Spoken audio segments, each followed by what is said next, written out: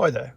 So I just thought I'd make a quick video about this Audi A8. This is a D5, the fifth derivative of the Audi A8.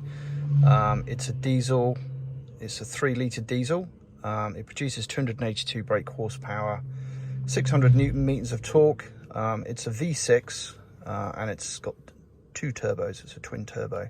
So I've owned this car it's coming up for about a year now. And I just thought I'd give you some of my experiences and advice around what I think about the car and if it's been good and bad, etc. So the first thing I'll talk about is performance. So this car performs well. It gets to 62 in 5.9 seconds. I think it's limited to 155 miles an hour, but it is a quick car. It does get about and go point to point quickly. There is obviously a few different driving modes. You've got the efficiency mode and the dynamic driving mode, and you can obviously select that from the buttons on the car to change your sort of acceleration and pickup, etc. But basically, I drive it around in efficiency mode most of the time, and it's more than capable of overtaking things on motorways and pulling away from traffic lights pretty well.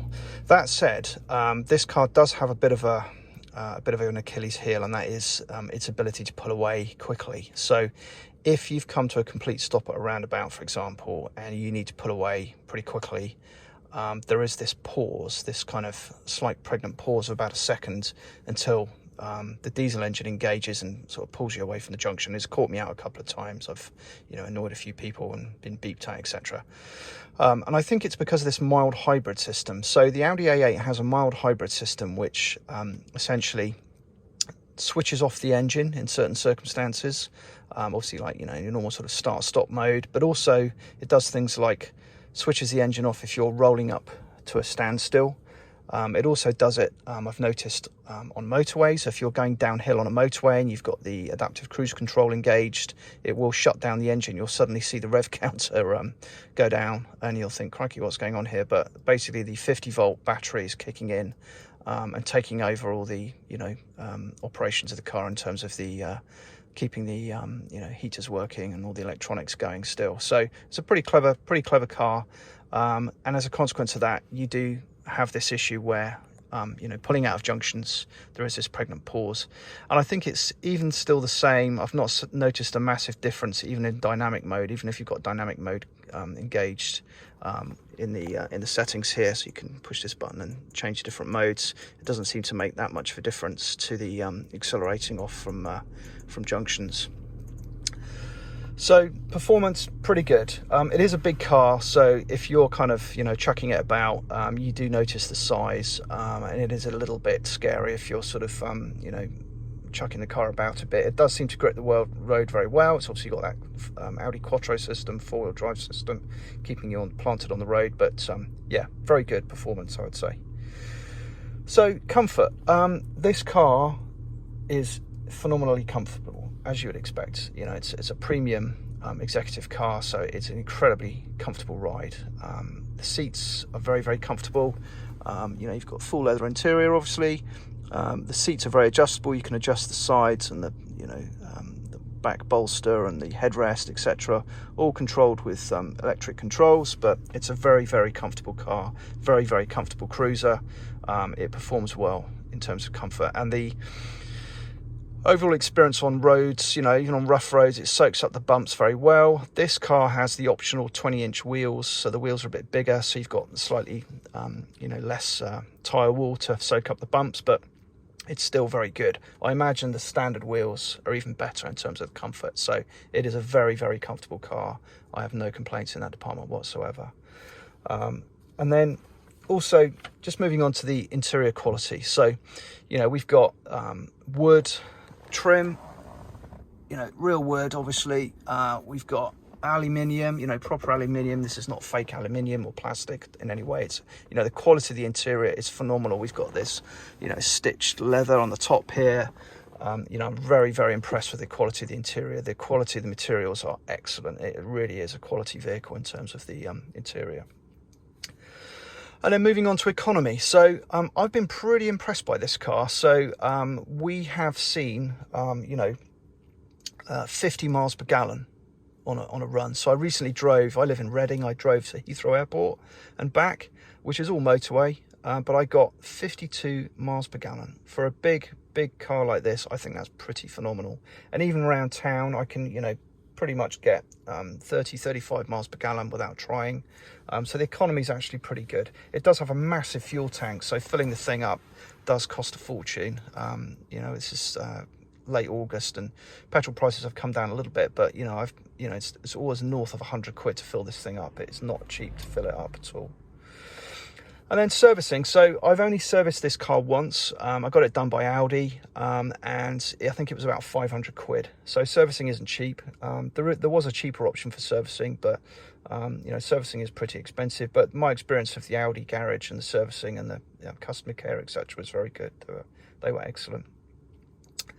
And then moving on to the touchscreen. So this car has 3 separate screens. So you've got your virtual cockpit display, which is obviously where your sort of normal speedos would be, etc. We've got the main controls on the main touchscreen here, and then we've got this sub screen below, if you like, with some more touchscreen controls. So there's been a lot of talk, a lot of controversy is probably a bit of a strong word, but a lot of conversation around whether this system works. Is it good? Is it better than the old sort of button system, the old sort of upturned pie dish kind of BMW iDrive system, or Audi's previous system in the previous Audi A8 in the D4.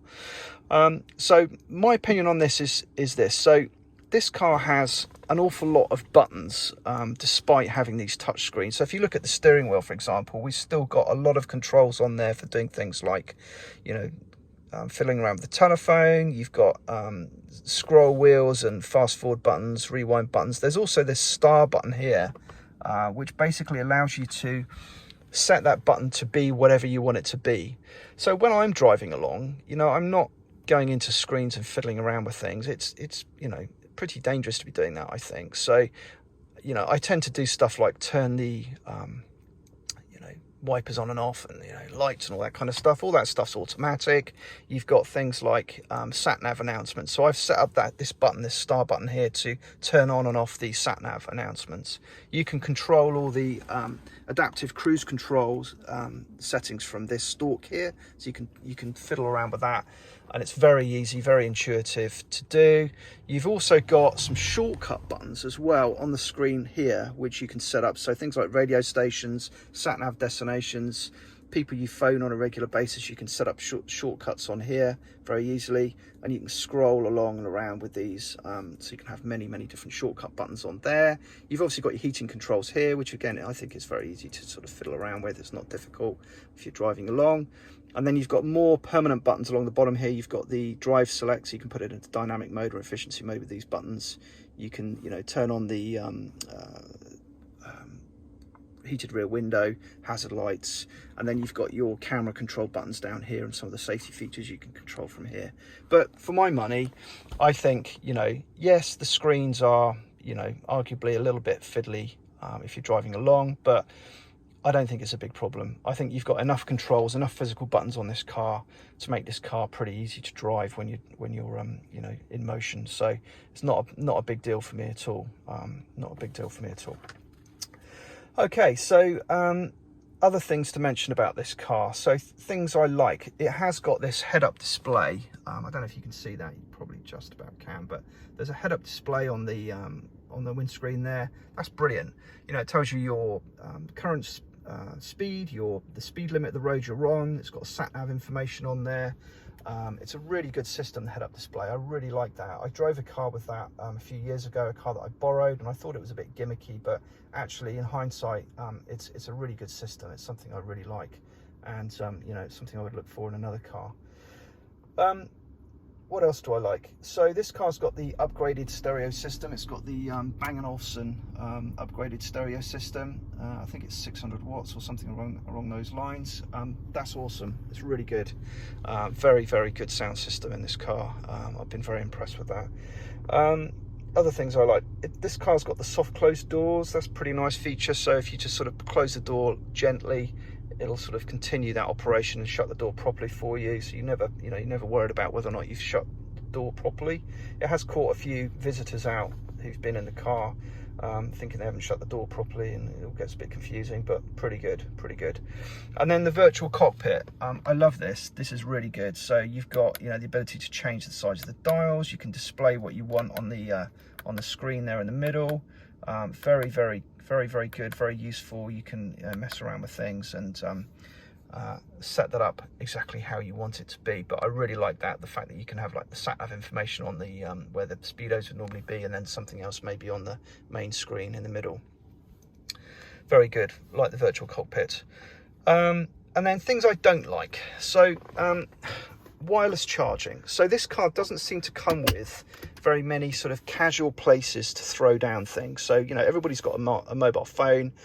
You know, where do you put it when you're driving along? So I kind of like to have the phone somewhere that's not sort of hidden away. So this car does have wireless charging, but it's also got this silly little cradle to hold the phone in place. So for me, that's a bit daft, really. I think the whole point of wireless charging is you can just kind of throw your phone down and then it starts charging. It's not kind of, you know, buckled in somewhere.